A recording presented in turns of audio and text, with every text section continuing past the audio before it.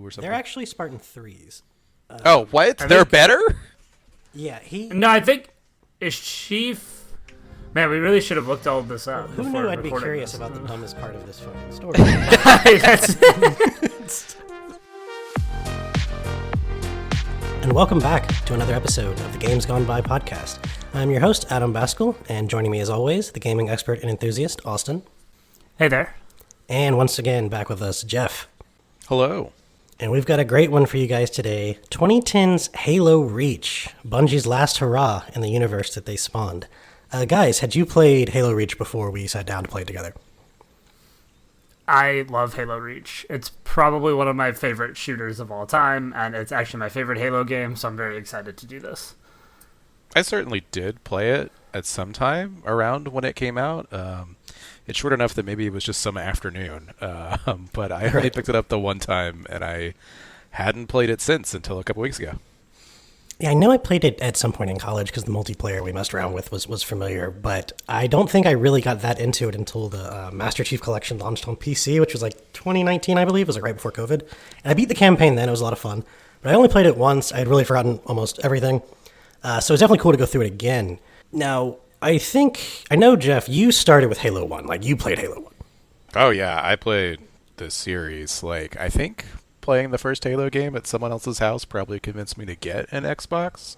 Right. Because it was the modern era of shooters was here. It had arrived.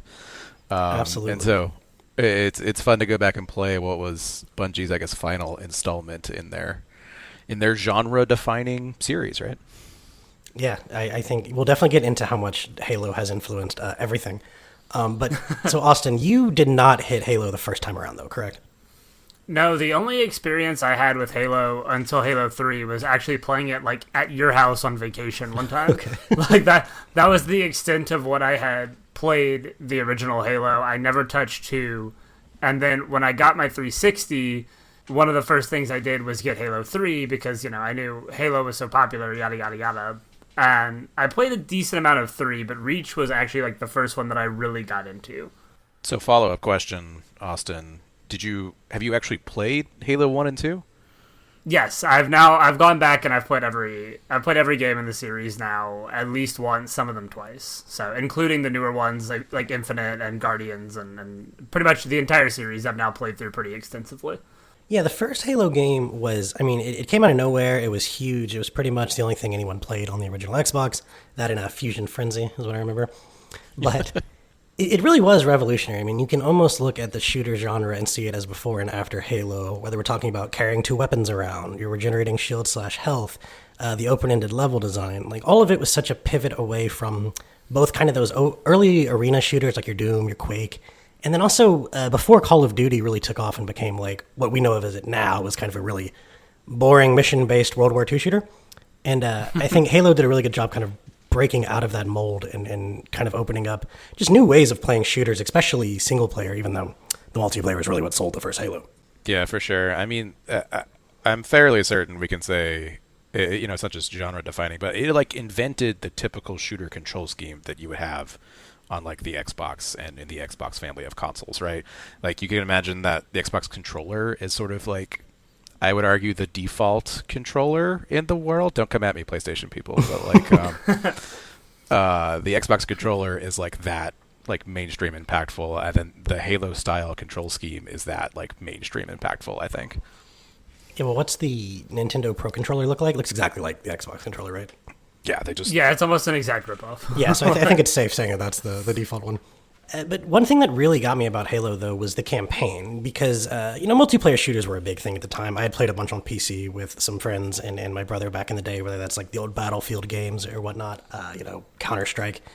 But this was the first one to really have a campaign that just felt like it existed to the same quality as the multiplayer that everyone would buy the game for typically, Like Half-Life was kind of just the campaign of the Source engine, and Counter-Strike was the multiplayer of the Source engine. So it's kind of like those two things existed separately, but Halo said, no, we can do both better than anyone has done it before.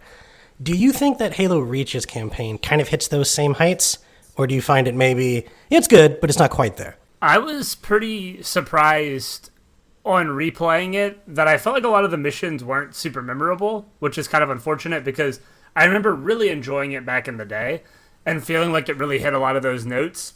But without having played all the previous games, right, with only having played 3, and coming into 3 late in the game, I didn't really have all the story build to fully understand and appreciate 3's story at the time.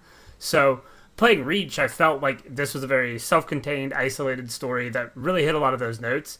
But coming back to it, I was kind of disappointed that no missions really stood out super strong. I thought a lot of the story beats and all of the story like notes with the characters were pretty good, but none of the missions really stood out on like a gameplay design level, which I was pretty disappointed by.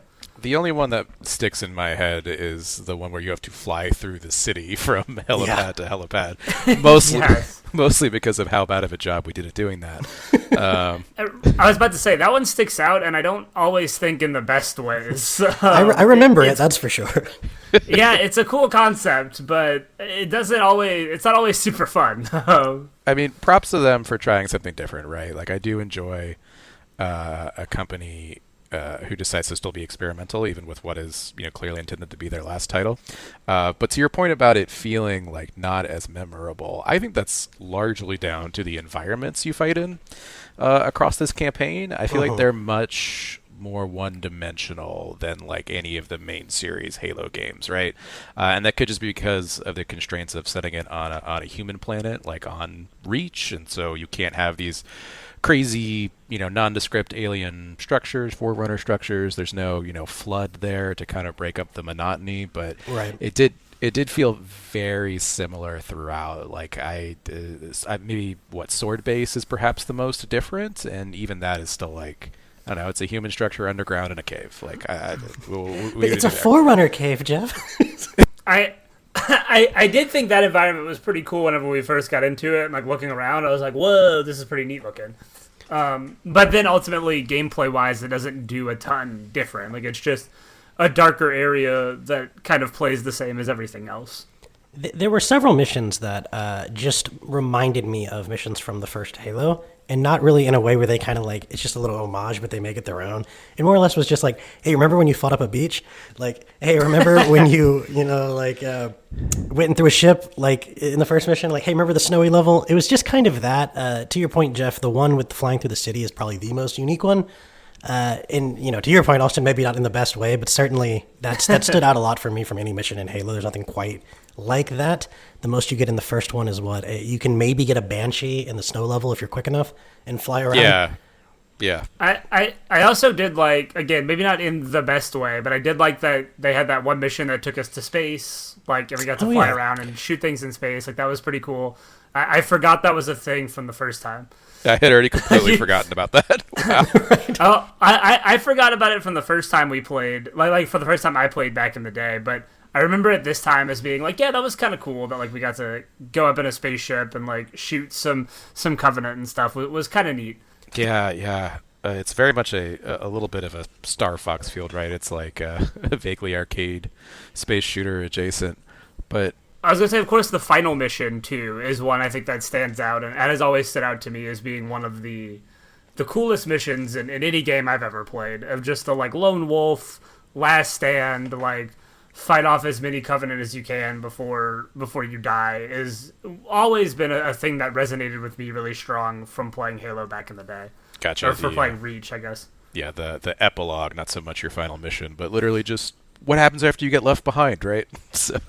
Right. I also like the final mission. I think it's cool. I think the last, like, the last stand while you're waiting for Keys is, like, Pelican to come pick you up and you're just, like, holding off the waves of Covenant is, like, cool.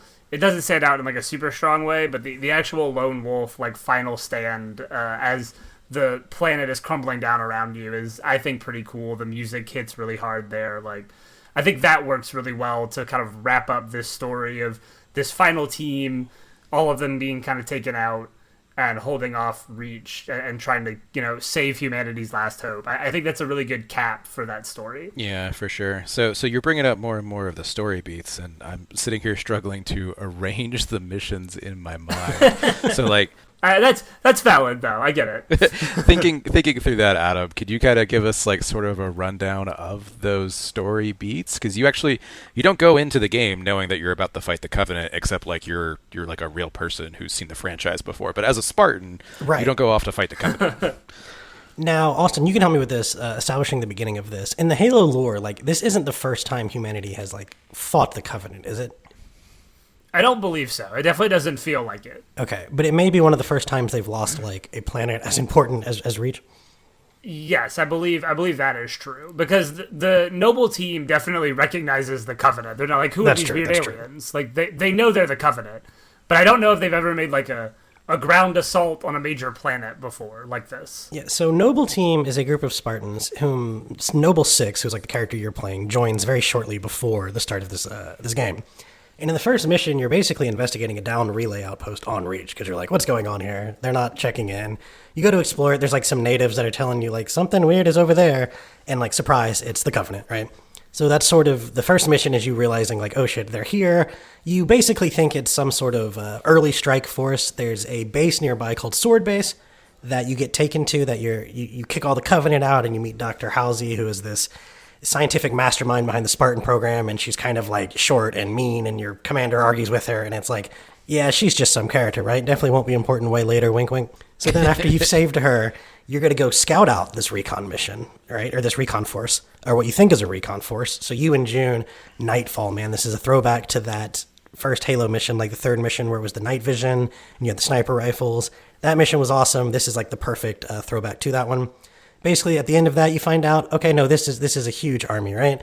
So then the fifth mission, Tip of the Spear, this reminds me a lot of the, I was going to say the beach level in Halo 1, because it's like that first big assault on the Covenant. There is literally a beach level later, but that's fine. But just it really... Homages. Yeah, I think Tip of the Spear is the first mission in this game where you really are just in this huge fight with the Covenant. There's all kinds of UNSC forces with you. There's all kinds of Covenant everywhere. You have to take out the big anti-aircraft guns. And this has that really cool ending, if you guys remember, where like you're trying to take out that spire that's some kind of cloaking field for the Covenant. And when you take out the air guns, the Grafton, right? That UNSC cruiser comes in and Mac cannons it. And then immediately as like the shadows overwhelm it, as a giant Covenant super cruiser comes over and just like eats it in one bite. That was super cool. Yeah, can we talk about that frigate for a second? Why did the spaceship have to get in point blank range of the tower? I thought we could shoot it from orbit, right? But apparently it's purely so you got a front row seat to watching it get annihilated. It's really yes, that is the aesthetics, okay? Yeah, the aesthetics. So we're not here for military tactics, but the aesthetics. You're right, though. It is very funny to like sit there and cheer as a player, like, oh look, I did a good job, I accomplished my mission, and now we're winning. And then the Halo universe just shits on you. I think it does it a lot, actually. But it's kind of its like goal, really, in a lot of ways. Right, is to give you a bit of hope and then extinguish it, right? So that is pretty much what Reach does for the next 7 missions, just in a row. Is at every point you think something good has been accomplished and the Covenant might be stopped, they're just there with more of them every time. It is an interesting problem for them to have, though, right? Because everyone knows that like Reach fell. This is a prequel. It is immediately before, all of the heroics you did as Master Chief. So, like, how, as story writers, do they try and accomplish, making this interesting when you know that the planet gets glassed? I think they did a good job. So we were kind of talking about this earlier in the week regarding, like, Star Wars, too, right? It's very hard to write in the middle of 2 complete stories. Often. That is difficult. Yeah. So the next mission after that, so the first 5 missions are basically you sizing up the Covenant force. You're fighting them. You're not sure what their plan is, what their presence is, and then when a supercarrier shows up and gobbles up a Covenant UNSC cruiser, it becomes pretty obvious what their goal is, right? So in the next mission, this is like you come up with this crazy plan after doing the Star Fox fighting in space that you're going to take a slipstream drive from a downed cruiser and you're going to fashion like a makeshift bomb out of it, and you're basically going to slip space the Covenant cruiser away, right?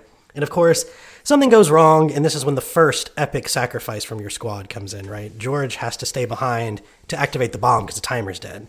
And of course, your character's like, no, George, I won't let you. And he literally like picks you up by the neck and like throws you out the airlock. Which is super cool. I don't really know if the logic makes sense, but it's awesome. It's crazy that, like, no, you need to save yourself, so I'm going to throw you down through atmosphere at a planet.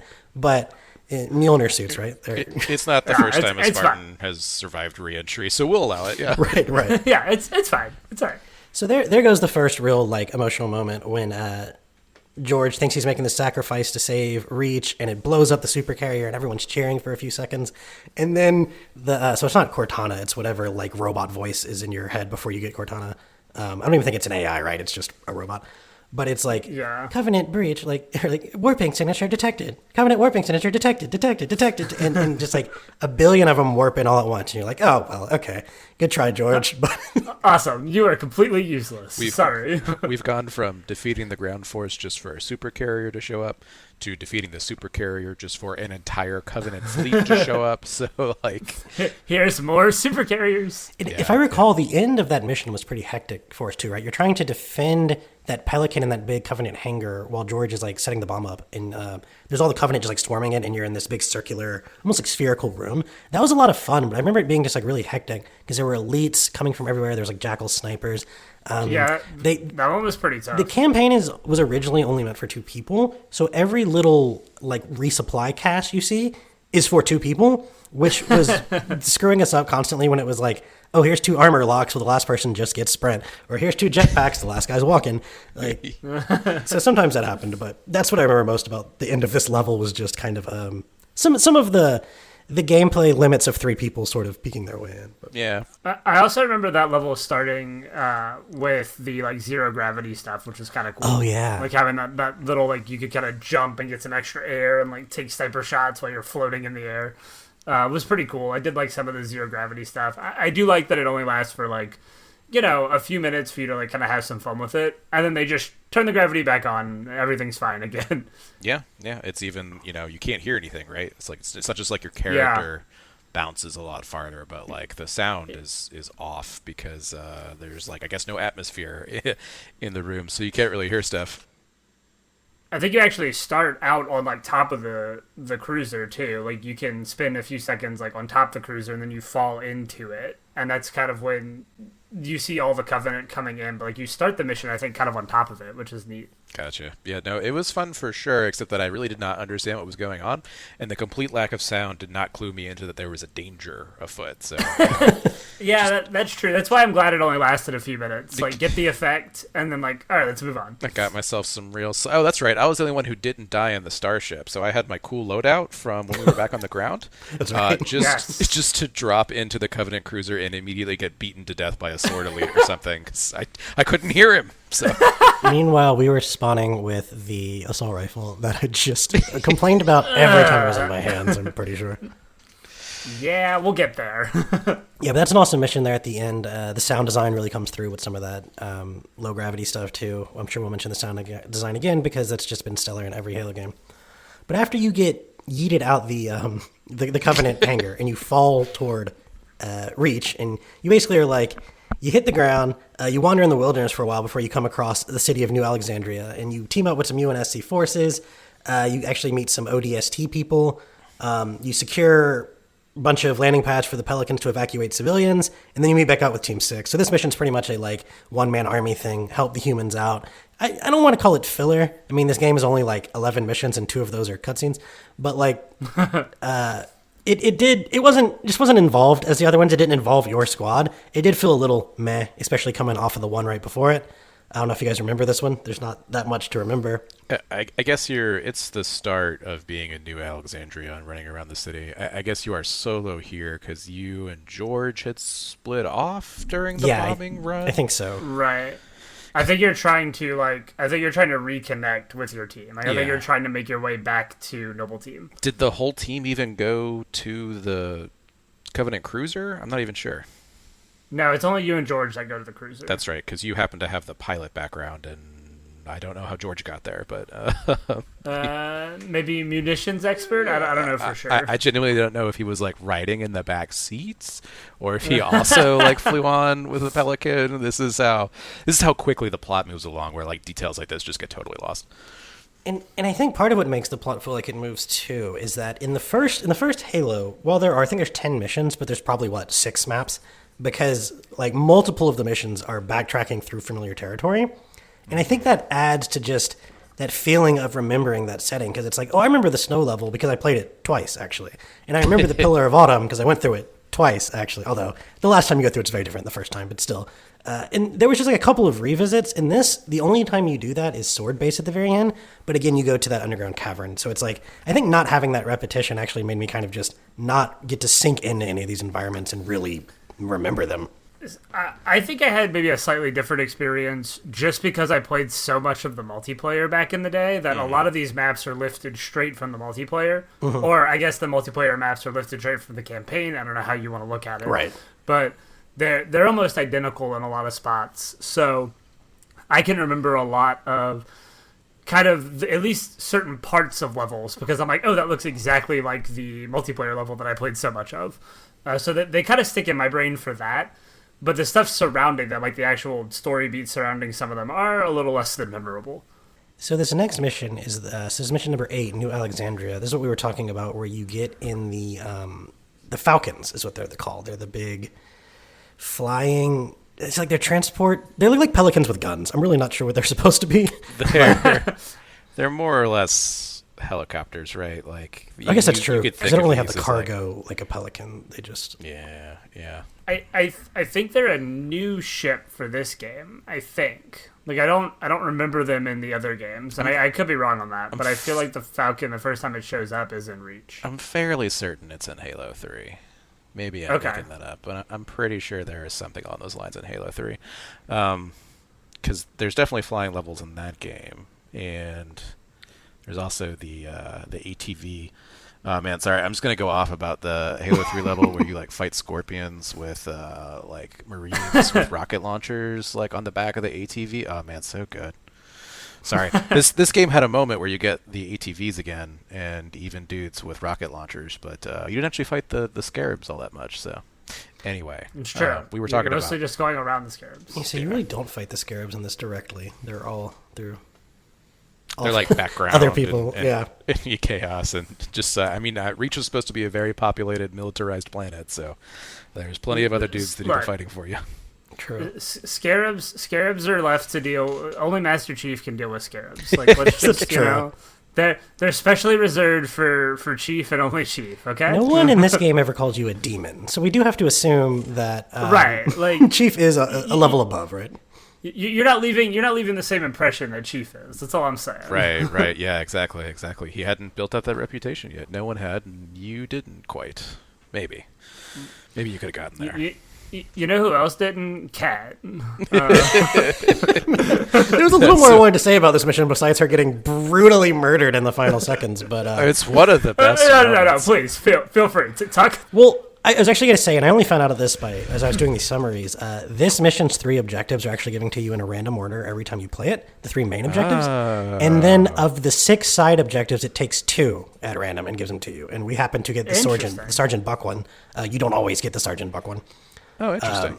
Yeah, and in fact, that is really cool. I didn't know they did that. On 3 and 4 players, it actually gives you, I think, a 3rd secondary objective, so maybe we got 3.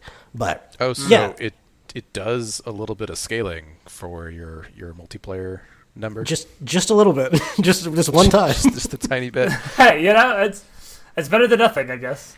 I was going to say, if we're going to talk about New Alexandria, we do have to talk about not just the flying, but that fucking Tower of Terror. Oh my god, the bugs. What are those things? The locusts, man. Dude, I almost maybe I blocked it from my memory because we died like 7 fucking times. the problem, they're just the worst. The problem was the first time we got through it, we then like blew up, like immediately on takeoff or whatever or something. Oh, and it didn't. And then had to replay it. Yeah, we missed a checkpoint. Yeah. So like, what the hell, Bungie? Like fix your bugs. Like I have no idea how we missed that checkpoint either. Like, it was probably it just doesn't make sense.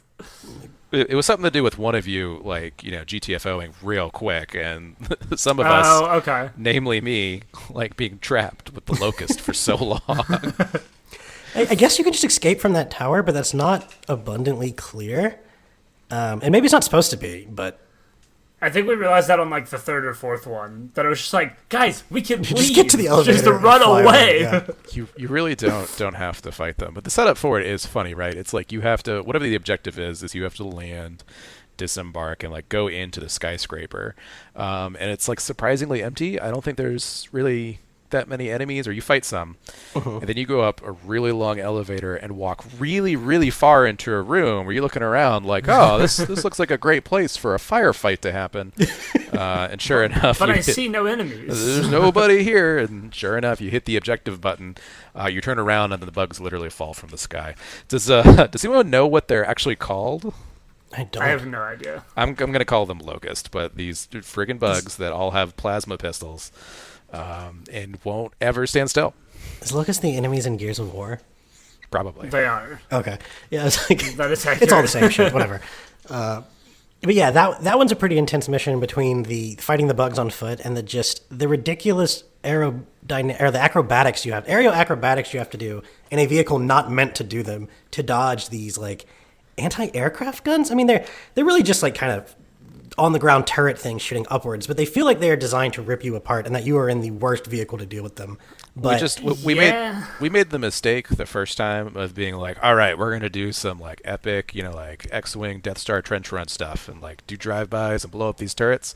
When the real answer was just fly 3,000 meters into the sky and nuke them from orbit. it just outrange every gun on the ground. Yeah, there was definitely no reason to get close ever. Yeah, no, not at all, which felt really boring after the fact. Although the funniest death was definitely that time it just murdered our pilot and the rest of us. We just like fell out of the sky. Yeah, that was incredible. So that mission ends with you evacuating a bunch of UNSC forces and civilians, and then kind of right as they're taking off, they're like, oh god, the whole city's about to get glassed, and so there's this radiation bunker nearby that everyone's trying to get to in your team. So Noble Six is like, yeah, let's go, guys, and you go there, and Kat is just, as you were saying, just gets sniped in like the back of the head as you're running toward this bunker, and she just falls and dies, and the music gets slow and it's dramatic, but like that's it, man, she's dead. Everyone else gets a real moment of like heroic sacrifice, and Kat is just unceremoniously ended. Just it's a really cool moment to me a little bit, just because of like the nature of war, yada yada yada. Yeah, Like not everyone gets a heroic last stand. right, like some people just get unceremoniously sniped. Like sometimes that just happens. But yeah, I actually really liked Kat. Like I liked her kind of snarky, like stand up to the boss attitude, and like right, she's like cool girl boss kind of vibes. But I don't know, I like that about her. And then for her to just take a bullet to the head, like in the most just nonchalant way, is like, come on, game. Like it was pretty brutal in that moment. Keeps you on your toes. No one's safe. This is the fall of Reach, and it's going to happen. That's true. Everyone is going to die. Reach will fall. Almost everyone's going to die. Yeah, because it turns out in the next mission, some bullshit here. No, so this next mission's called The Package. Basically, like, you're being redeployed to Sword Base, and you're told that it's because we have to destroy it, burn it, torch it, all the intelligence inside has got to go, right? So you actually end up linking up with some ODST drop troopers, and you clear all this anti-air weaponry so you can land reinforcements, which has to be the fourth time you've done that in this campaign. But, hey, clearing out anti-air is important. So then you arrive at the waypoint and there's nothing there, and then suddenly this mysterious AI sends these new coordinates, and you're like, whoa, what's that? I guess we'll follow it because, our choices here are quite limited. So you take this elevator down underground through this Forerunner cavern, and it turns out Dr. Halsey's down there, and she's like, yeah, so I lied, blah, blah, blah. I've been working on this super awesome AI, and I need you to hold the Covenant off while I finish, uploading it to this thing. So you have this battle down in the caves. You end up getting these like turrets you can turn online to help you fight. And then Halsey gives you the AI, and June escorts her back to Castle Base, which is like the big underground bunker in Reach where all the important people are hiding out. So turns out he lives. We didn't know this at the time because we just assumed everyone dies. But it turns out if you don't see him die, they might not. June lives and is later on like an important character, or I don't know, important character, but a character in the later Halo. I mean, I didn't notice he lived because it's his fault for being the most background of this Right. nondescript set of characters. It really is true. He I is very forgettable for the most part. genuinely can't remember a single one of his voice lines. I do not know what he did. He probably talks the most during the sniper mission, maybe, or at least he's physically there with you, so his like NPC will say stuff. But I could not tell you. I guess as a sniper, right? I mean, he kind of, He's right. He's not right next to you most of the time. So then after that mission, you're tasked with getting this AI, Cortana, to the Pillar of Autumn, a nearby Covenant cruiser commanded by Captain Keyes, who, of course, if you've played any of the Halo games, all of that rings bells to you. But as these Spartans, you just know that you're being told it's the last best hope for humanity. And who are you to argue as the planet crumbles down around you, right? It seems legit. You're just a soldier taking orders, man. So all that's left now is Emil, Six, and Carter. And Carter's piloting the Pelican, and you're basically headed toward the Pillar of Autumn, but the fire's too much. The Pelican gets shot. He's like, you guys are gonna have to bail. Like, I'll try to fly around and distract them. And you're like, okay. So you and Emil bail out, and you're basically like fighting your way to the Pillar of Autumn. And of course, there's this one part where there's this giant scarab in the way. And it's like, oh, are they gonna let us fight a scarab? Nope. Like you guys said, that's reserved for Master Chief. So instead, Carter kamikazes the Pelican into it and knocks it off this cliff. And that's his great heroic sacrifice. So at this point, it's just you and Emil. You end up getting contacted by Keyes at this point, and he's like, hey, I'm going to come down personally in a Pelican and get that AI, which I thought was weird, but badass. So let the captain fly Yeah, he's going to personally. It was very, very important, all right? Not just anyone could touch Cortana, Adam. I guess that's true. It can only be... Yeah. It's true. We need Captain Keyes of, Halo fame to do it. They only handed it to a Spartan as an absolute last resort, okay? Like, that's Right. the lonely grunts cannot be trusted with the fate of humanity, which is why the captain shows up on the Pelican. And during this whole kind of standoff, he's like on his way from the cruiser to the ground to get the Covenant, or to get the AI. Emil is in this giant mass driver cannon trying to shoot at all the big things. You're killing brutes and crap on the ground. Of course, like, once he gets the AI and he goes to fly back, he's like, Emil, shoot at that super carrier. But Emil's, like, overrun by the Covenant elites, and he has this awesome death scene where, like, he shoots this one in the face, but then one, like, stabs him in the back, and while impaled on the energy sword, he, like, pulls out his knife and, like, stabs the elite in the throat, and they go, like, falling off the edge. Super fucking awesome. It's so cool. It's so badass. And then you basically go get in the cannon, cover their escape, and I think Keyes even offers, like, to give you a ride, and you're basically like, no, I have to stay here and make sure that the AI and you get out of here, because that's humanity's, like, best chance of survival.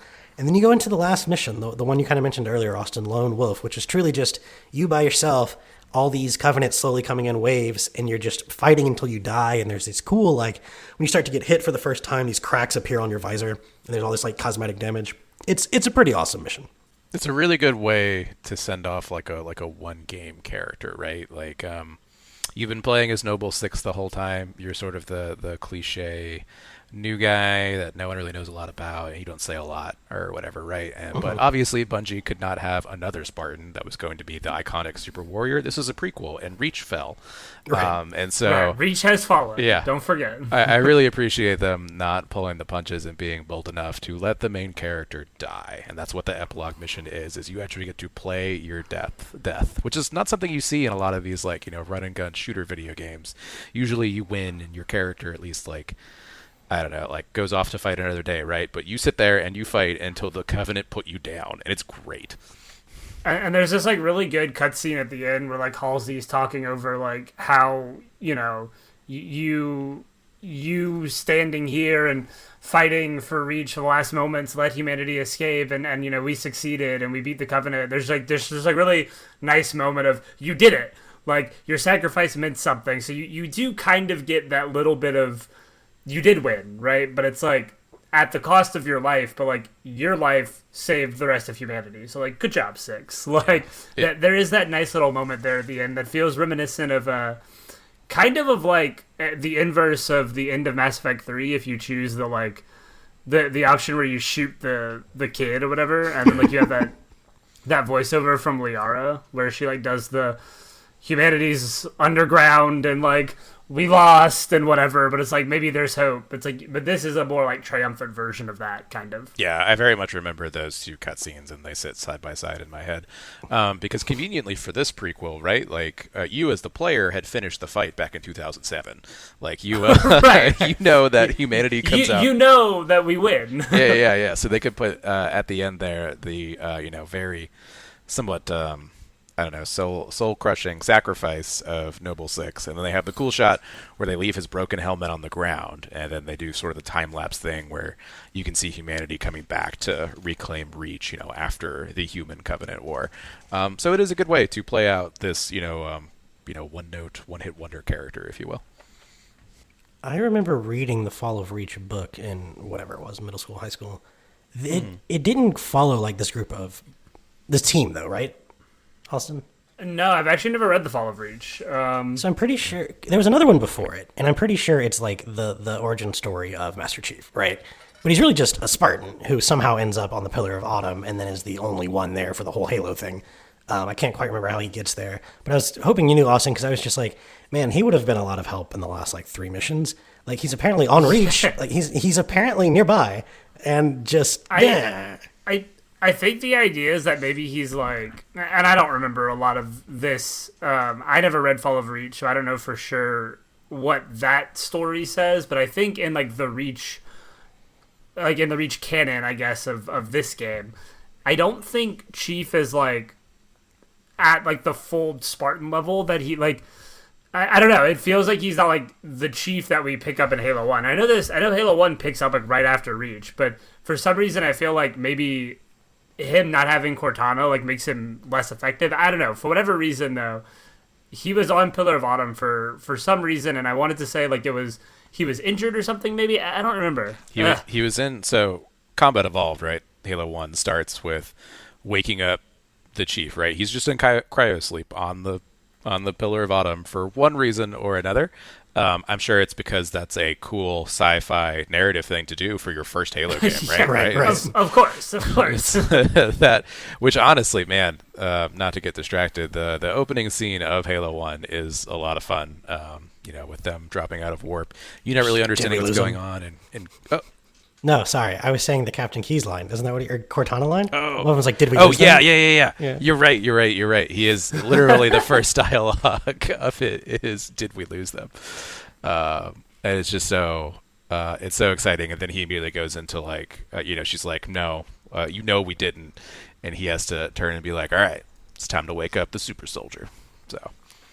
So I wonder if Chief is in cryo sleep on Reach as well. Like he's on the Autumn, presumably. And you see him, but I think there's a moment when you look into the Pillar of Autumn and you can kind of like see Chief in the background a little bit in Reach. I don't remember seeing it this time, but I'm gonna veto that. There's no way he's standing there. That would be nuts. He's in cryo. What? So I'd be very confused by that. I thought I remember seeing something where like you could like maybe pick him out in the background or something. He's not like standing at the front or anything. I could see Sarge being there in the background or whatever. Maybe I just remember when Reach first came out. I remember like articles of like Master Chief in the last, see Master Chief at the end of Reach or something. It might be like a little Easter egg, but I doubt it's like a canon thing. Who knows? In your defense, we have not beaten this game on Legendary, and who knows what those cutscenes are, right? So. Yeah, true. What was it? The end of Combat Evolved, Sarge would like hug the Elite as the pillars blowing up, right? Yep. It may be a Legendary thing. That is true. It could be like a Legendary ending, because I swear I remember reading something about it. Regardless, though, like. Yes, Chief is on the Pillar of Autumn, obviously, but he did not help us kill the Covenant on a... So look, somebody needs to survive, okay? Well, look. Somebody has to survive Reach. That's the end-all be-all. I can say very this. important. ChatGPT has been no help because it tells me that Master Chief was deployed on Planet Reach and was a vital part of the defense effort. I'm like, what? Good. It wasn't. I just did the whole thing. Well, he wasn't a part of my defense effort, ChatGPT. So he was apparently doing other things on the planet and was going to evacuate because, unlike us, he's not cool enough to sit there and sacrifice himself for humanity. Oh, man. So I have never gotten into the Halo expanded universe, right? So I've only played the games, and hearing that like Master Chief is off doing other things during the Fall of Reach while we are all dying. I don't know. I don't like that. I needed a reason for him to be like not yet deployed, right? Like he was humanity's last line of defense, but I guess he's just off being a badass 24/7 for years until he finally finishes the fight. I don't know. Yeah, I've always seen it as, right, I've never been super into the Halo extended lore either, but I've always seen it as kind of this idea of like Chief was like the last resort, kind of like he wasn't the best Spartan at first, but then when there was like no Spartans left, he became like just this super mass, like awesome demon slayer man that he becomes, like the demon, right? Like he becomes this. It's weird having a bunch of other Spartans around. Well, because you feel like there's a nuance here between like the Spartan program had like multiple iterations. Isn't Noble Team a set of Spartan 1s and Master Chief's supposed to be a Spartan 2 or something? They're actually Spartan 3s. Oh, what? They're better? Yeah, No, I think is Chief. Man, we really should have looked all this up. Well, who knew I'd be curious about the dumbest part of this fucking story? But, Sorry, what we're really discovering here is that it all comes back to Master Chief, and we just want to compare this game to the other Halo games. Because I guess we're going to have to play them all now. Yeah, that sounds like the path that we're going to have to take. Yeah, so it's actually like, he was a Spartan 2, so he had been around longer than the Reach guys, but for whatever reason, he just ended up at the right place at the right time to be the last surviving one, and I think that's actually supposed to be part of his story, is that, like, despite not being the latest and greatest, he ended up being, like, the savior of humanity, right? It's John 117, right? He's just the lowly carpenter boy with no, you know. His name is literally John, so. He's, are we going for a bit of a military space Jesus metaphor here, or? I guess so. Master Chief Petty Officer John 117. Listen, everything comes back to Space Jesus without him. It's fine. Look, there's just a lot of sci-fi franchises that really like their Space Jesus. So. You act like I wrote it. I'm just pointing it out. No, fair enough. And I think, right, it's inevitable that we're going to compare Reach to the rest of the Halo games, because I think that's what everybody was doing when Reach came out, right? Like, this is Bungie's last hurrah.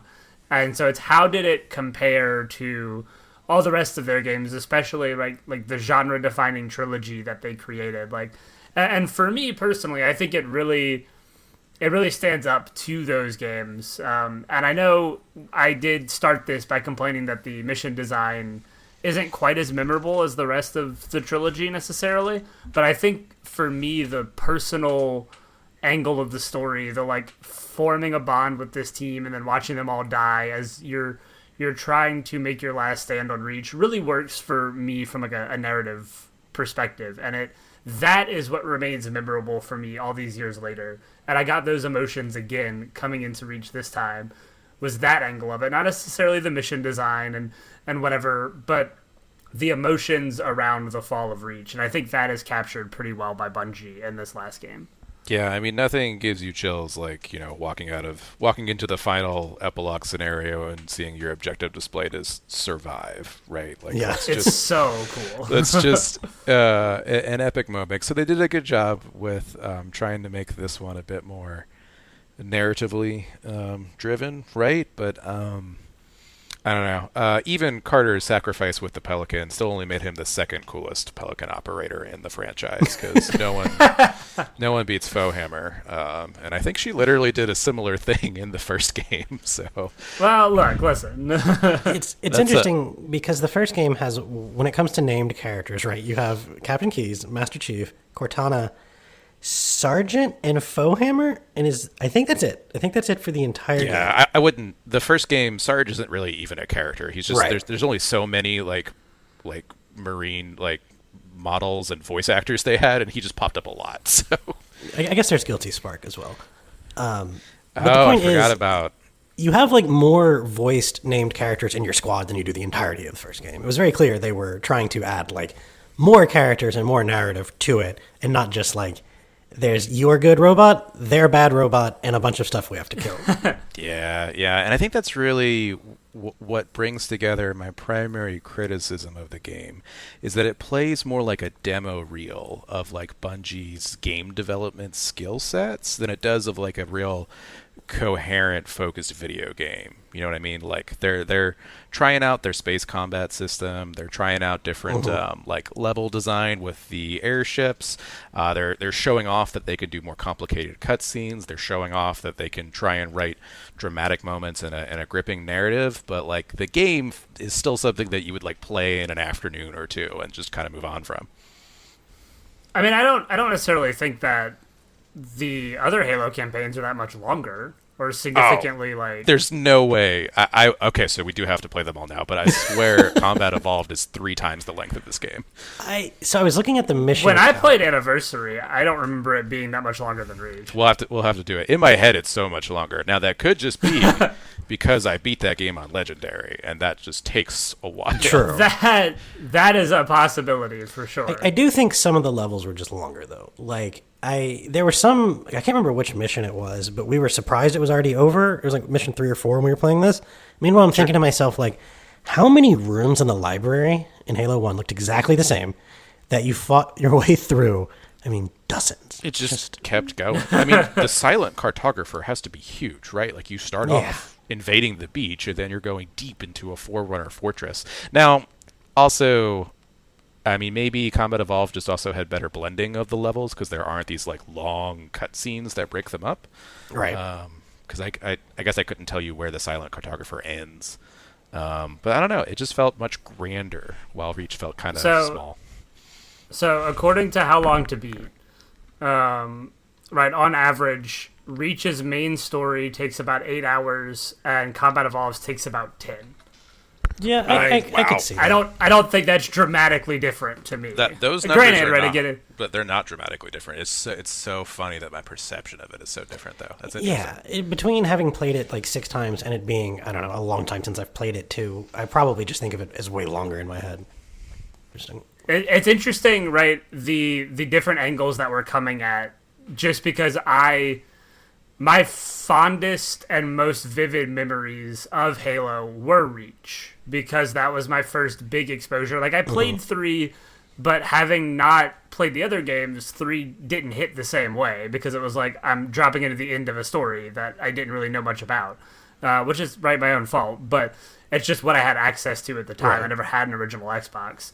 But Reach, right? Reach being a self-contained story that takes place before everything else, it stands out a little more in my head because of that, I think. Because I didn't have all the baggage of 1 and 2 and 3, like, sitting there.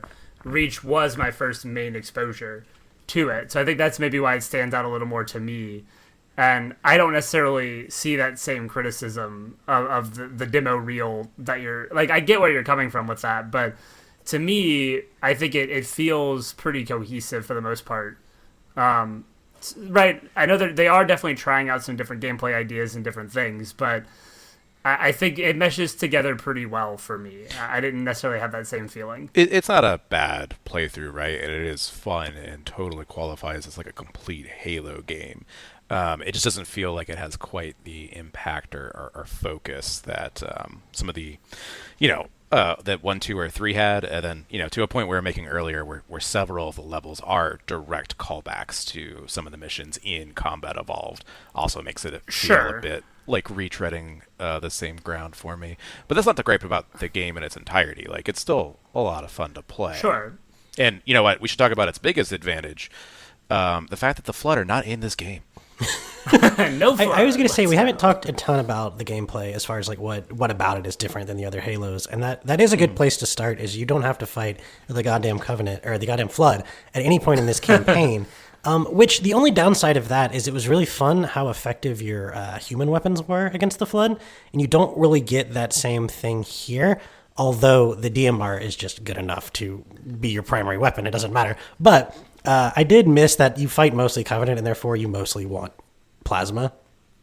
I can't decide if there is a certain level of satisfaction to murdering an elite with human weapons, particularly the shotgun, right? Yeah, for sure. If you can figure out how to, get the drop on an elite, empty an entire assault rifle magazine to break his shields, and then shotgun him in the face, like I genuinely don't think there's a better like FPS PvE combat situation than just doing that over and over again. Oh, it's so good. Especially when they're charging you and their 4 mouths are like flapping around, and then right as they're about to strike you, they just rear back with that flash, and they're like, and then you punch them in the throat, and it's good stuff. I definitely think there is something about Halo's insistence, and like it created the kind of 2 carry weapon setup, and it definitely feels like it wants you to have a plasma weapon and then like have a human weapon like the shotgun or something like that, like break the shield with your plasma and then whip out that human weapon, the shotgun, the DMR, whatever it is, and like take your headshot or do the shotgun blast to the chest or whatever. Like it feels like it is designed around that, especially in Reach without the Flood. And it makes sense the Flood aren't here. Like, why would they be? Right. But, No, that would have been super weird, to play this prequel and then be like, oh, by the way, the Flood were here the whole time. No, like, but I would agree that not having the enemy variety is a little weird. It's like it gives you the focus on just the Covenant, but it doesn't really give you a lot of different enemy variety, which is maybe why some of the missions start to bleed together and everything kind of feels the same, as like you're always fighting the same thing. I did enjoy having just the Covenant to fight, though, and honestly, the lack of the Flood is why I'm complaining about the Locust Swarm, right? Like, I don't have other endless swarming enemies to complain about, so I'm complaining about the only ones they did throw at us. But you know what? Those ones fly, and that's just so much harder. So I would probably take the Flood over those damn flying things. That was awful. Would you say they fly now? Yes, they do. It's not fair. They fly now? But, another thing with this is, so the first game did not have dual wielding, but then that became like a big thing people enjoyed about the franchise for the next, 3 games? Because I think 2, 3, and ODST all had dual wielding. And this one just goes back to dropping it again. And they also, another thing that the first game didn't have was a BR. And people really liked those for the next 3 games, and they got rid of that too.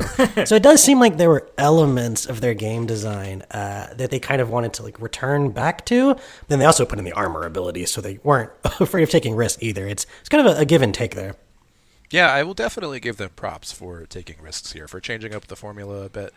And I suppose because it's like, a last hurrah for them. It's not a title that needed to like be the best one of all time or get the best ratings. So they could take some chances, and I'm glad they did, because I don't think I needed another 8-hour Halo campaign where I just ran around with dual plasma rifles the whole time. Right. So props to them for that. But it is super interesting to think about how they got rid of the battle rifle and replaced it with the DMR, a single shot weapon, compared to the battle rifle's 3-round burst. And I enjoyed using the DMR in this game. It was so much better than it is in in Infinite currently. I'm about to say, I think I really liked the DMR. And again, right, we have to go back to my first big exposure to Halo is Reach. So, like, I played with the DMR a lot back in the day, and I remember really liking it. And I didn't like the BR in 3 quite as much. And, right, I've since gone back on that, and the BR is amazing, and it's probably the best Halo weapon to ever exist. But I remember using the DMR originally and just really, really liking it, and I settled back into it pretty quick here. Like, I still really liked doing the DMR. I mean, I don't know if you guys remember when we played SWAT, but I don't know who won that. But, I don't remember that. I don't remember who won either. It was real close. Real close. Yeah. But I really do like the DMR, and I think it's a good replacement for the BR. It's interesting to not have it, but I think the DMR holds like a good spot to replace it. Yeah, I agree with that. And like, I wonder if, so we talked about how we like the weapons, right? And we just mentioned how like the battle rifle in the main franchise is probably the best Halo weapon, because I'm pretty sure you could fire 3 bursts at an elite's head and kill him, right? So it's just clearly the superior weapon. But even in this game, like a DMR and plasma pistol combo also feels like just the solution to the game. Like, you should just run with something like that as often as possible. What do you think, Adam? Yeah, when Austin was talking about how it seems like they want you to have 1 plasma and 1 normal gun, I imagine if you're playing this on Legendary, 99% of your loadout is plasma pistol and DMR. Maybe plasma pistol and normal pistol, but the point is, like, you're taking out the elite shields, and then you're pulling something out and headshotting them, and then you're running away until you can do it again. Because in Legendary, that's basically your only option against the sheer number of elites this game throws at you. I think my hot take is that I hate Halo Legendary. It's not meant to be fun. fun. Not a hot take. I don't know, but I think it's miserable to play. The funniest thing to me is that with Halo 2, they literally like made a whole new level of difficulty. Because like the first game wasn't hard enough, so basically if you play Halo 2's heroic mode, that's the same as Legendary in the first one, and then Halo 2 Legendary is just nuts. And I don't know if that holds true for Reach as well, but yeah, to your point, like Legendary is just masochistic these days and has been for quite a while. I really do think Legendary is kind of one of those things that you just get you get 4 people, you get a group of friends, like you get drunk and you just hate yourself, but like it's fun because you're all just hanging out and having a good time. It's for when you want to feel the true truth of losing a war to the aliens constantly, right? So, Right. I think the main difference between the first and the second game, Legendary, is the fucking jackals with sniper rifles don't exist in the first game. And those are just, I mean, you will just die from full health out of nowhere in Halo 2 Legendary. And it's like, you what just drop happened? dead. And it's like, well, okay, I guess I won't Yeah, walk there anymore. you're going through New Mombasa or whatever, and it feels like Fallujah because you stepped outside at the wrong time and now your face is gone. So, yeah. We didn't really talk too much about the armor abilities yet. I know Adam's, I think, tried to talk about them 3 times, but we just keep avoiding We them. can kind of talk about them in terms of multiplayer now, because in single player, half of them just don't really do anything. Like the recon it's will true. sometimes make AI shoot at it, and sometimes not. The hologram thing, so it's like whatever. Yeah. Dude, do you remember that time that I got like completely baited by a jackal's hologram? Yeah, Oh, man. no, we both I was just did. shooting I at it think for so long. I was like, no. we put several rounds through that hologram's face, okay? Like, I was like, why is it not dying? It was like And that scene at the then end it fades away. of The Last Jedi, where Luke is getting shot by the AT, but it's not really him. Yes, that's literally what it was. I was so mad. Our Halo experience is just a series of bad sequel scenes, apparently. But I thought the armor abilities were cool. Going back to it, right? Not having sprint mapped to a button, but instead mapped to like a cooldown, and you could sometimes lose it.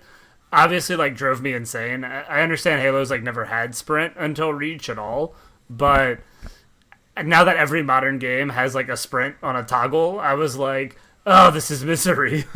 yeah, that is interesting to think about. That, like, Halo was genre defining in 2001, but now we're talking about their entry from 2010, where you can kind of see some of its age, where like all the other games that we see starting around 2010 have dedicated sprint. I can't think of playing an FPS without sprint. Austin can't think of playing one without a slide button, apparently. Oh my god! So we need slides, okay? right. So it was cool that sprint was an ability, but it definitely was frustrating to like give it up. And honestly, I didn't mind running around with just the sprint because I'm so used to it that like I didn't care to be slow in exchange for armor lock that would sometimes save me. But we were playing multiplayer, so I could just respawn. So I don't know. Sprint was nice.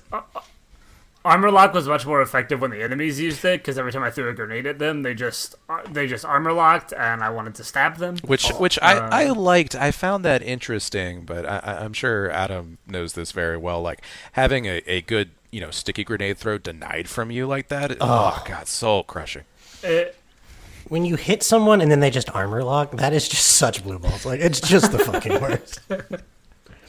But, like, it's cool. I found it cool that the enemies would consistently respond to things like that. Like, I think the enemy AI in Halo's always been pretty solid, but you could really see it here once they had the ability to, like, use the same armor abilities that you had, and I felt like sometimes they used them more effectively than me, and I'm kind of mad about it. Like, absolutely, they did. I mean, I think Halo has always had pretty, like, groundbreaking and responsive AI. Like, this is one of the few franchises I feel like I can play and am afraid of the enemies like outflanking me intentionally, right? Uh-huh. The elites especially are so good about getting behind you. yeah. But to your earlier point, Jeff, when you think about when this game came out, when it would have been in production, this is probably the first Halo game to start production after the Modern Warfare explosion, right? So you can actually feel some of those influences in the multiplayer. Not just the sprint, which I think is the most obvious one, but also there were loadouts. Like, you would have 5 loadouts. Each one had a different armor ability. Each one had a different weapon, as opposed to everyone starts with the same gun and you go find them on the map, right?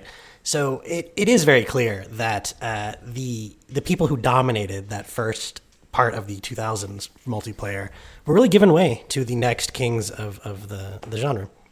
Yeah, I mean, a decade is a good long run, so like they should absolutely not feel bad for their gameplay being dated these days. But yeah, it is just really interesting to see them on the threshold of being sort of like pushed out of the mainstream by these other types of shooters. Honestly, I don't know. Is Halo? You guys played the newer Halo games. I finished the fight in 2007 and left the franchise, okay? So I don't acknowledge Halo 4 and forward, but do the modern games feel competitive to other shooters? I mean, I thought the multiplayer of Infinite is actually really fun. It feels a lot like the first one with a sprint, honestly, and a BR. Just like that classic Halo style, really tight level design. I enjoyed it a ton. All of my issues with it were like unrelated to gameplay. It was all kinds of technical messes that plagued that fucking game for like a year after it launched. As far as the campaign, I'll let Austin talk about it because I know he liked it. I thought it was boring as hell. I thought the open world aspect just totally rids the campaign of one of the things Halo does better than any other game, and that's its like mission and level design. So I just didn't care for it. Okay, I'm asking this question because I want to know if Halo did get like pushed out of the mainstream and was sort of like its huge mindshare, which I feel like from the 2000s, Halo was like the iconic FPS. I don't know if I would call it iconic anymore. Did it get pushed out, Austin, or is it still okay? I would definitely say it did. I wouldn't say it's a fault of.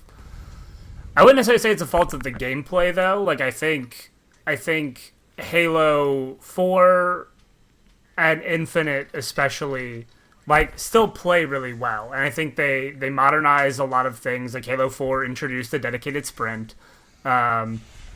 Infinite has a lot of the modern conveniences that you'd expect in shooters. Like it feels like a modern take on Halo.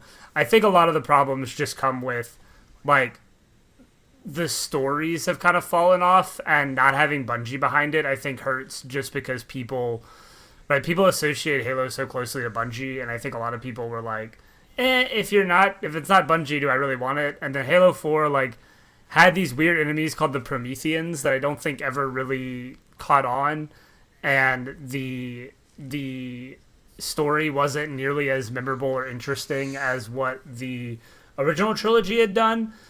Even though I thought it had some cool ideas, but like, I just think a lot of people felt like, okay, this isn't really Halo anymore, and it just fell out of the zeitgeist a little bit. And then the time between releases was also really long, I feel like. Which, yeah. Like, Halo had major gaps between releases after Reach. Yeah. And people kind of fell off of them whenever there's a new Call of Duty every year, or like a Battlefield every 2 or 3 years. Like, Halo wasn't as popular if it's not going to release for, 6 years or whatever at a time. Like, yeah, and that's a valid point that we have made a few times, is that this was Bungie's last entry into the franchise. Like, it was sort of the end of the franchise, if you will. I don't know when Microsoft announced that they were going to continue it anyway, without Bungie's input.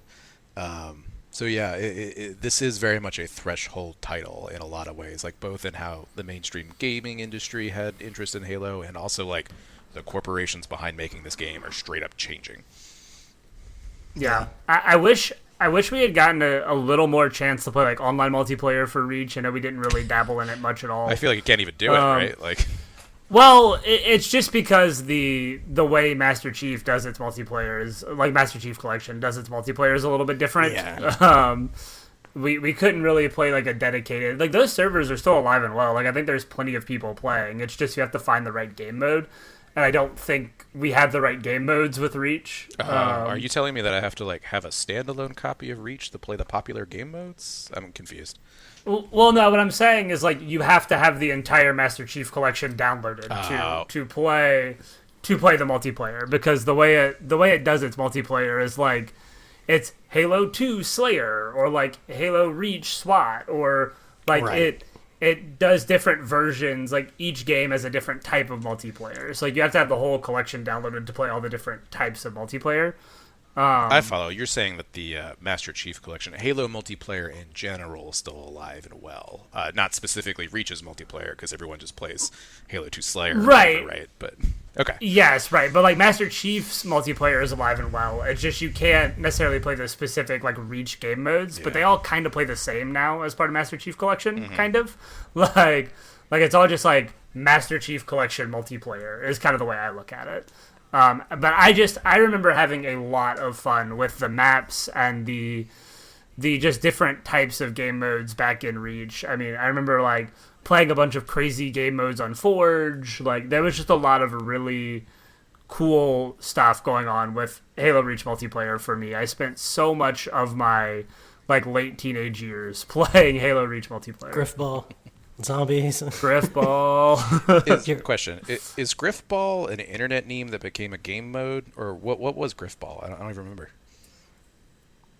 I thought it was a red versus blue related thing, but Yeah, that's what I mean by internet meme. It was like Red versus Blue made a joke, and they made it a game mode. So Red versus Blue, there's a character named Griff. Yeah. Like one of the main characters' name is Griff, and Bungie named Griffball after Griff, I believe, is the idea. okay. Like, it wasn't necessarily it's just- from the series or anything. It's not tied to the series in any particular way. I think Bungie was just doing a little Easter egg for them, like a little like here's a shout out to Red versus Blue. Like thanks for making our game live on in internet infamy. So the game mode So- itself was like a player forged creation, though, right? Yes, but I think Bungie Standardized it. gave it an official name, Right, right? okay. Like I think Bungie gave it an official name and made it an official thing. That it then carried on into other games, but yes, I believe it wasn't created by Bungie initially. Oh, that's cool. It was So it is a It's a community created game mode that got named after a community created internet content that Bungie put into the game. That's fun. You got it. Yes. Yeah. Another thing I don't think we've talked about a whole lot is just the sound design in these games and how great everything sounds when you shoot it and how awesome the music is all of the time. Oh, phenomenal! Dun, dun, It Yeah. to me, it's the shooter with the best. I mean, to me, it's got to easily be the shooter with the best soundtrack. Maybe you could argue Doom, but Yeah. I think Halo's is maybe just a little like a touch more iconic and like mood. Maybe not even mood fitting because like playing Doom 2016, every song in that game makes me want to just blow stuff up. But I don't know, man. Have you played Killing Floor 2 with the lyrics turned on? That I have not. that is an interesting experience. So. But I really do think like Halo music is incredible, and I think it always will be. Even the newer games have pretty strong music. It's not quite the same without Marty O'Donnell, but The entire presentation of these games is so good for having so many different kinds of weapons. They all feel good. They all okay. There's always like one or two that suck, right? But they all like the sound effects feel like they match it. The controller vibrations, like the weight of it. It's always so good in these games. I mean, you play like Call of Duty where there are just as many weapons, but because they're all just sort of like, modern day human firearms, they all feel and sound the same.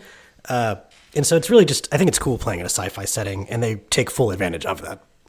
Yeah, and I mean, like, just the way the weapons interplay with the enemies, I think is just really good and fun, right? I don't know. Every time I play Call of Duty, I feel like every gun is just a different type of pea shooter that also one hits people. Like, I don't know. Right. I don't care. It's not interesting. The campaigns in those games are just terrible. The first one was really cool, but ever since then, it's exactly what you just described, right? Like, Yeah. I mean, I don't know. I guess I'm still hating on what is there, COD Mod 4 or whatever, where you could run around and knife people better than they could kill you with an assault rifle. But like, yeah, Halo's weapons never felt like that. They've always felt like they've had gravitas, and I don't know. I can't think of another game that did something as interesting as the Needler, right? Something that if you get hit with enough times, it just kills you. right, it just blows up. Like the needles are stuck in you and it explodes. all are just, Yeah, it's so cool. And- It's so fun. Speaking of the comparisons to Call of Duty specifically, like I think something that I've always gravitated towards Halo is the fact that its multiplayer feels more strategic and more involved. Like just not being able to die instantly, like you said, where every weapon just one shots you. Like there is some level of you have to have, you're looking for the power weapons. You're looking for the cool, like, special weapons because those can kill you in one hit. But everything else, like, takes a level of strategy. You have to take down shields. You have to, it's not just, who got the first headshot. And I've always loved that about Halo, and I think it's why it's one of my favorite multiplayer experiences. Part of that could be just I'm bad at every video game I've ever played, ever. But it not being able to die instantly from a headshot from across the map when you're just like walking around feels really good. Yeah, to Halo's credit, it is like in the multiplayer mode, even when you're getting dominated, you can still get in a few choice kills, right? Like grab the right weapon or ambush someone like at the right moment after a fight, you can get some kills. It's really not possible for someone to just dominate the entire lobby and you have no recourse, right? yeah. Right. Just maybe grab a rocket launcher and hide in the corner for a minute. You'll do okay. Yeah. And I really have found. Sorry. Oh, I was gonna say, or if you know time it right, you can leap onto someone's head and melee kill them. I forgot about the melee kills. Adam, how did you do that? No, I did that. Oh, that you did that? Sorry, it was Adam with the rocket launcher and Austin with the melee. Yes. Jesus Christ. I landed on your head and stabbed you in the neck, and it was awesome. I'm glad we could have that experience. Yes. These games, the Halo assassinations are always really cool. I've always really liked the Halo assassination kills. Is this the only game with them, or was that in 3? I don't know. I don't remember if it's in 3. I know it's in the newer ones. Like, I know it's in everything past Reach, I'm pretty sure. I don't know if it's in 3, though. This game has always sat comfortably for me, though, in between those kind of like old school arena shooters where you're bunny hopping everywhere and every gun is a rocket launcher, like Unreal or Doom or Quake. And then the more like slower paced, realistic military sim style shooters. This has always taken this nice middle ground for me. It feels less chaotic than those arena shooters, but unlike the military ones, yeah, if you get shot in the back, you still have time to like turn around and figure out what happened. And if you get one shot, it's because someone got a cool weapon that they're either not going to have soon or someone's going to find them, as opposed to like the same asshole has been camping with the same sniper rifle in the same spot for the last 17 minutes of this team deathmatch. And you don't have to worry about that kind of crap in Halo. And I think that's a credit to its level design, right? I mean, you can see it in some of the campaign levels, but like playing them in multiplayer, there's a lot of like hiding spots and like verticality, but there's also just a lot of place that like once you learn those spots, they become ineffective. Yeah. Like once you play for 2 or 3 matches, it's like, okay, well now you can't use those spots as efficiently because there aren't that many of them, so we know where to check. Yeah. I feel like Halo, you know how to find those spots. Yeah, I feel like Halo's maps like have some tricks to them, to where like there's an advantage if you've played this map before, but like you're saying, Austin, you can learn some of the tricks. Whereas in other shooters, it's like folks have determined the optimal way to move throughout the map, and it's just like if you haven't poured hours into figuring out how to grenade the special weapon off the ledge, catch it, and then like attune your grenade launcher so that it lands on the enemy spawn or whatever, then it's like not even worth playing if you don't have that level of familiarity, where like Halo makes it more fun. The levels can also just be more interesting because it's like sci-fi bullshit that isn't trying to look like all of Call of Duty's levels are like, oh, doesn't this kind of look like a real airplane hangar? Well, who gives a shit? Is that fun to kill people in? Like, right, like I don't want it to look like a real airplane. Whereas if you look at a Halo map, you're like, this doesn't make any sense. This is nothing. This is nothing that anyone would build. But that's okay because that's not the point, right? The point is to be a fun arena deathmatch, and yeah. Is that literally the first episode of Red versus Blue? Like, why are we here in this ditch? Yeah. Does this have any strategic value? So yeah. My fun fact about Red versus Blue is despite the fact that was like kind of before my time, like I think I was like 8 whenever Red versus Blue came out, so I didn't really watch it when it came out. I've actually probably seen Red versus Blue like 3 times through to completion. Jesus Christ. Like all 20 seasons of Red versus Blue or whatever it is. I think it's 18, how long was it? I think I've seen... Sorry, I was going to say, how long was it just goofy Xbox machinima as opposed to what it basically became like an anime? It was goofy Xbox machinima for the first 5 seasons. Was like pure goofy Xbox machinima. Okay. And then like the next 3 seasons was goofy Xbox machinima mixed with like some dramatic storytelling, but it was still pure machinima. It was season 8 and 9 that it started to blend like machinima with actual like animation. And that's when it got a little more action focused, a little more like story heavy. And then seasons 11 to 18 are very up and down, like some machinima, some animation, some bad animation, like some of it's really like good dramatic storytelling with some funny mixed, like some fun humor mixed in, and then some of it's just like, this isn't funny at all. Like everything from season 11 to like 18 is very up and down. I was just making sure you weren't watching 20 like seasons of Puma jokes. So I was going to say, are you telling me that they leave the Blood Gulch? Like that's incredible. Oh yeah. They leave Blood Gulch. Don't worry. They do a lot of things. Red versus Blue goes a lot of crazy places. There's time travel. There's a lot of crazy shit going on in Red versus Blue. I love it. I like all of Rooster Teeth stuff. I'm a big Rooster Teeth fan. It's shut down now, but whatever, it's fine. I'll live. I'll be sad about it, but I'll live. So we haven't really talked about the multiplayer mode that started with ODST, but I feel like was perfected with Reach a little bit, and that is Firefight, which was kind of chasing the success of Gears' Horde mode that I feel like everybody was kind of chasing at this time. I thought Firefight was great. I was about to say, we played a little bit of it. It was fantastic back in the day. Like, it's honestly the only Reach multiplayer mode I can remember playing a bit of. And then it was a lot of fun to replay, especially when we found out that you could put human players on the Hordes for some reason.